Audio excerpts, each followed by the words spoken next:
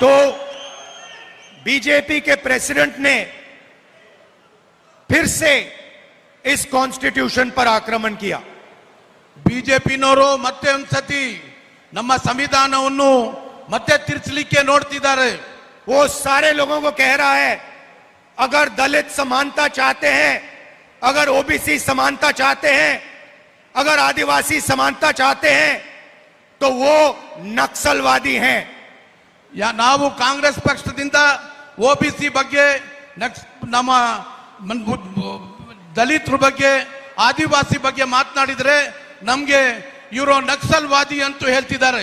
इससे बड़ा कॉन्स्टिट्यूशन पर आक्रमण नहीं हो सकता है। ಇದರಿಂದ ಹೆಚ್ಚಾಗಿ ಸಂವಿಧಾನದ ಮೇಲೆ ಆಕ್ರಮಣ ಮಾಡಲಿಕ್ಕೆ ಅವಕಾಶ ಇಲ್ಲ। बीजेपी के प्रेसिडेंट को एकदम इस्तीफा देना चाहिए और प्रधानमंत्री को देश के दलितों से, पिछड़ों से, आदिवासियों से माफी मांगनी चाहिए कि उनके प्रेसिडेंट ने कॉन्स्टिट्यूशन पर आक्रमण किया। ರಾಷ್ಟ್ರದ ಪ್ರಧಾನಮಂತ್ರಿ ಅವರಿಗೆ ಬಿಜೆಪಿ ಅವರ ಅಧ್ಯಕ್ಷರಾಗಿರ್ತಕ್ಕಂಥ ಜೆ.ಬಿ. ನಡ್ಡಾ ಅವರು ಇವತ್ತಿನ ದಿವಸ ಈ ಸಂವಿಧಾನದ ಬಗ್ಗೆ ಅವಮಾನವನ್ನು ಮಾಡಿದ್ದಾರೆ। ಅದಕ್ಕಾಗಿ ದೇಶದ ಜನತೆ ಮುಂದೆ ಅವ್ರಿಗೆ ಅಪಾಲಜಿ ಮಾಡಬೇಕು ಅಂತ ಹೇಳ್ಬಿಟ್ಟು ನಾನು ಘೋಷಣೆ ಮಾಡ್ತಾ ಇದ್ದೀನಿ। और प्रधानमंत्री को कर्नाटक की जनता से और हिंदुस्तान की हर माता बहन से भी माफी मांगनी होगी। ಪ್ರಧಾನಮಂತ್ರಿ ಅವರಿಗೆ, ನರೇಂದ್ರ ಮೋದಿ ಅವರಿಗೆ, ರಾಷ್ಟ್ರದಲ್ಲಿ ವಾಸ ಮಾಡ್ತಕ್ಕಂಥ ಪ್ರತಿಯೊಬ್ಬರು ತಾಯಿಂದ್ರಿಗೆ, ಅಕ್ಕಂದ್ರಿಗೆ ಎಲ್ಲರಿಗೂ ಸಹ ಈ ಒಂದು ಸಂವಿಧಾನದ ಬಗ್ಗೆ ಮಾತನಾಡಿರ್ತಕ್ಕಂಥದ್ರ ಬಗ್ಗೆ ಅಪಾಲಜಿ ಮಾಡಬೇಕು ಅಂತ ಹೇಳ್ತಾ ಇದ್ದೀನಿ।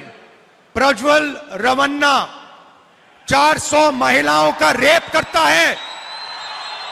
प्रज्वल रवन्ना 400 महिलाओं का रेप करता है, वीडियो बनाता है। ಪ್ರಜ್ವಲ್ ರೇವಣ್ಣ ಅವರು ಸುಮಾರು 400 ಜನ ಹೆಣ್ಮಕ್ಕಳ ಜೊತೆಗೆ ನೋಡಿರ್ತಕ್ಕಂಥದ್ದು ಇಡೀ ದೇಶಕ್ಕೆ ಗೊತ್ತಿದೆ, ನೀವೆಲ್ಲ ನೋಡಿದಿರಿ। ये सेक्स स्कैंडल नहीं है, इसको मैस रेप कहा जाता है। ಇದು ಒಂದು ಸೆಕ್ಸ್ ಸ್ಕ್ಯಾಂಡಲ್ ಇಲ್ಲ, ಇದನ್ನ ಒಂದು ಮಾಸ್ ರೇಪ್ ಅಂತ ಹೇಳ್ಬಿಟ್ಟು ತಿಳಿಬೇಕಾಗುತ್ತದೆ। और स्टेज में कर्नाटका के सामने प्रधानमंत्री मैस रेपिस्ट का समर्थन कर रहे हैं। वो कर्नाटका को कह रहे हैं कि अगर आपने इस रेपिस्ट को वोट दिया तो मेरी मदद होगी।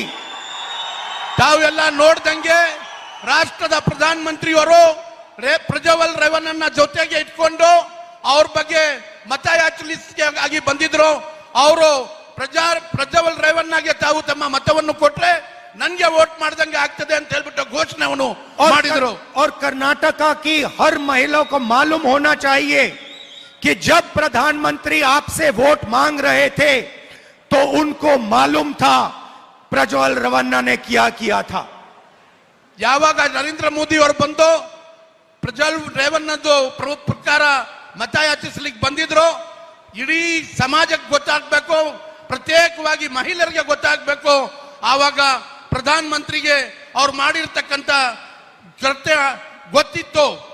बीजेपी को हर नेता को मालूम था कि प्रज्वल रवन्ना मैस रेपिस्ट है, तब भी उन्होंने उसका समर्थन दिया और अलायंस किया।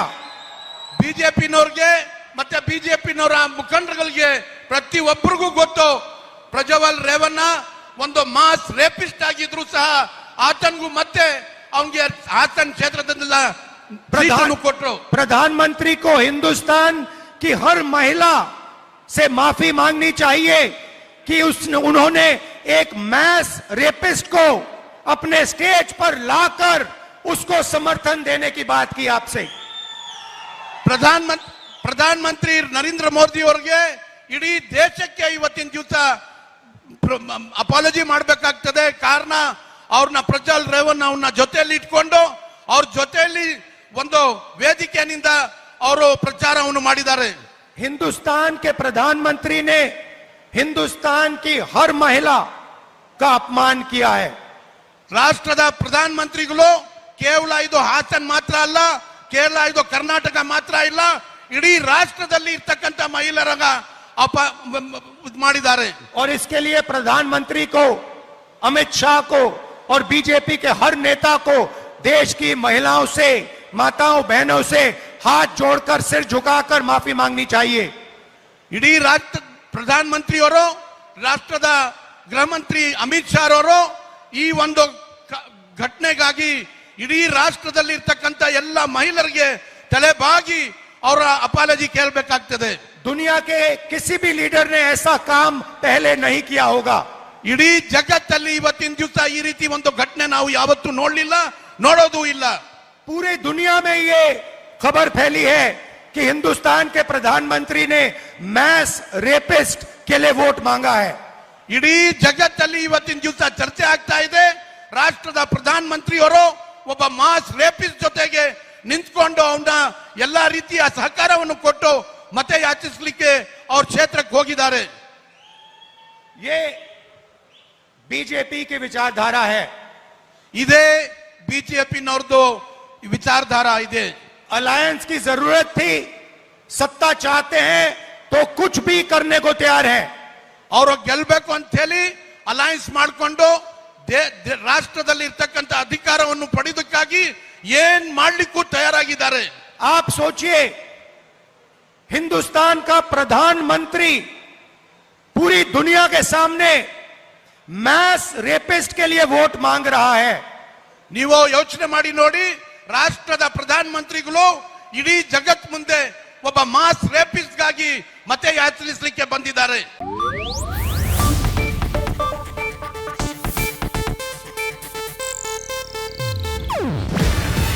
ಇದು ಏಷ್ಯಾನೆಟ್ ನ್ಯೂಸ್ ನೆಟ್ವರ್ಕ್ ಪ್ರಸ್ತುತಿ। ನೀವು ನೋಡ್ತಿದ್ದೀರಾ ಏಷ್ಯಾನೆಟ್ ಸುವರ್ಣ ನ್ಯೂಸ್।